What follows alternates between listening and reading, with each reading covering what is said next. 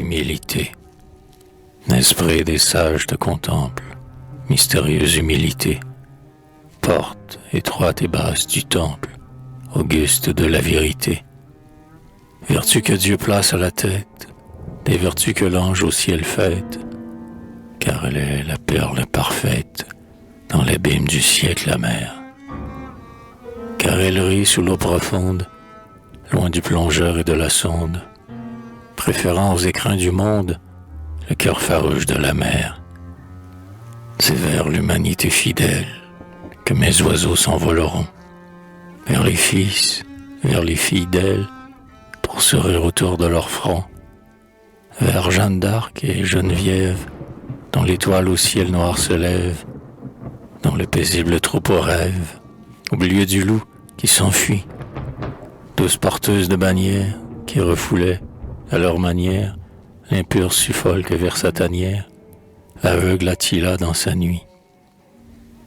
Sur la lyre à la corde amère, où le chant d'un dieu s'est voilé, ils iront saluer Homère, sous son rayon tout étoilé.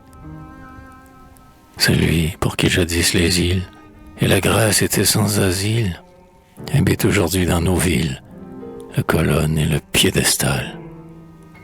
Une fontaine à leur flanc jase, où l'enfant puise avec son vase, et la rêverie en extase, avec son urne de cristal. Loin des palais sous les beaux arbres, où les pans, compagnons des dieux, traînent dans la blancheur des marbres, leur manteau d'azur couvert d'yeux. Où les bassins que son chant noie, long de ses cheveux poudrois, laissant ce faste et cette joie, mes strophes abattront leur vol, pour entendre éclater, superbe, la voix la plus proche du verbe, dans la paix des grands bois pleins d'herbe, où se cache le rossignol.